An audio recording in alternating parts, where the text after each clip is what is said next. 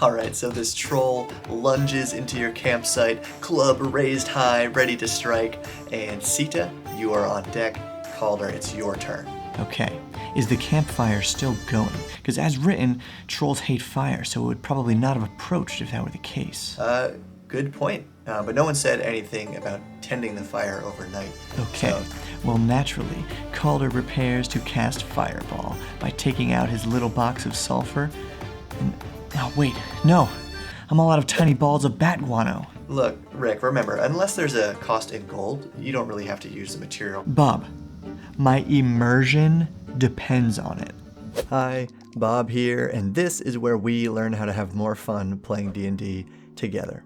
And now you know the true way to speed up D&D combat is to edit out all the dice rolling and descriptions in post. Just kidding. Really, combat pacing all comes down to cutting out the interruptions, mostly questions or clarifications of the rules by so-called rules lawyers. So, whether you have a rules lawyer in your group, or you are the rules lawyer in your group, we're going to break down how you can talk about this drag on the game without sounding like a jerk who's saying, "Your fun is wrong." To turn rules lawyering into a skill that keeps your games fast and fun. And by the way, we all know dice rolling and cool descriptions are some of the best parts of D&D. So if you want access to a library of around 3,000 professionally written descriptions for spells, places, monsters, and more, check out our summertime sponsor, Describe. This June, they're giving away a custom character portrait, $50 towards a Hero Forge mini, and an annual hero membership granting access to everything from Describe. Check it out through the link below or sign up with the coupon code BOB to save 10% and start your next adventure with Describe.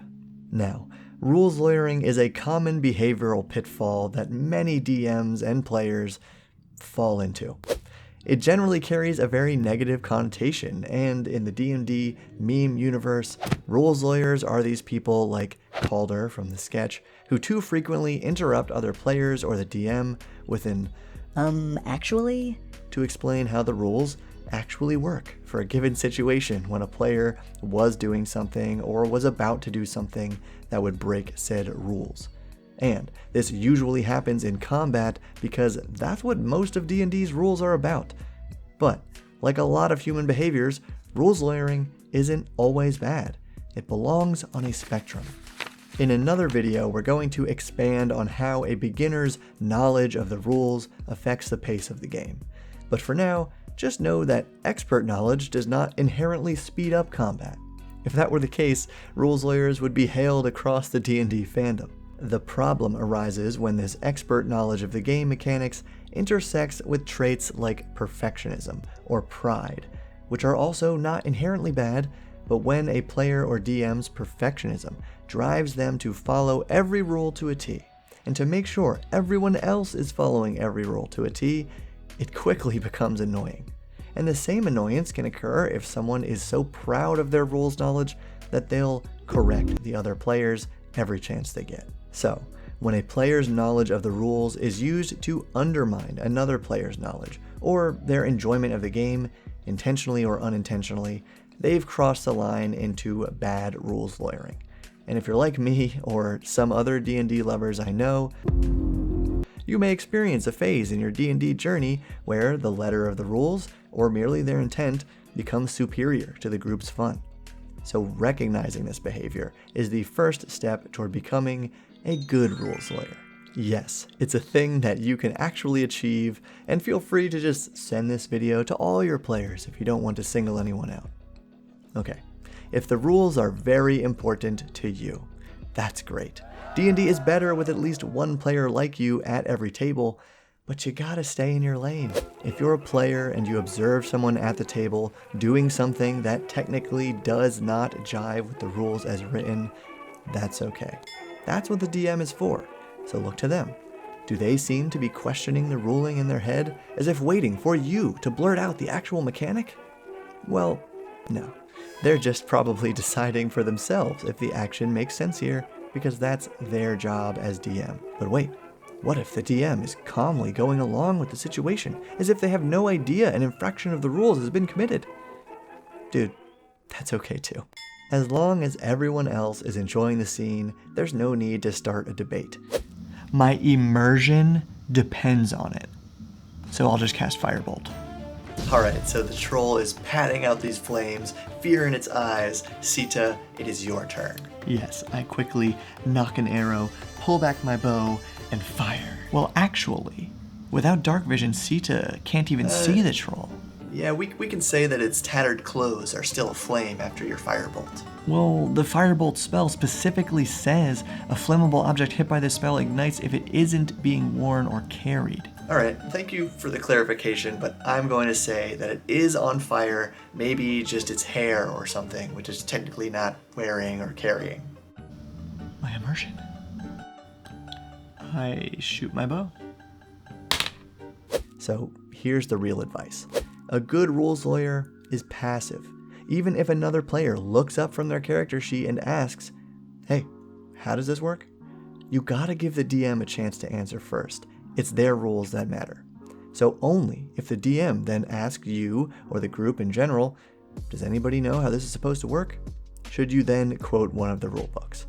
I have struggled with this, and I still have to check myself on a pretty regular basis when a rule is bent, broken, or questioned. But the more I have loosened up, the more I feel in tune with the group and just have fun going with the flow. Now, if rules knowledge is a strength you bring to the table as a player, you can tell your DM, hey, I've been playing for a while now, or I've been reading through the rulebooks a lot lately, and I think I have a good handle on the mechanics. So if you ever want someone to help you by looking up a rule mid-game, or just providing backup on how something is supposed to work, I'd appreciate it if you asked me sometimes, because that's part of what makes D&D fun for me. See, as long as your rules lawyering approach is collaborative and in the name of fun for all, you can't go wrong.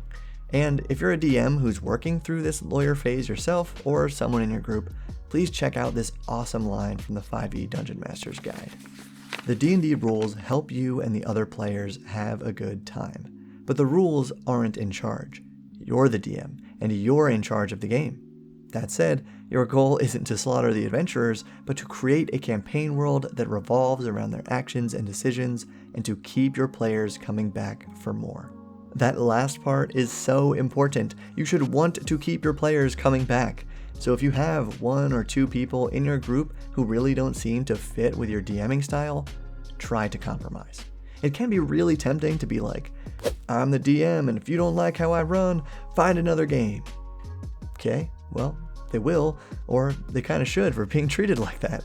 And if you do that to 1 or 2 or 3 people, soon enough, you won't have anyone to play D&D with.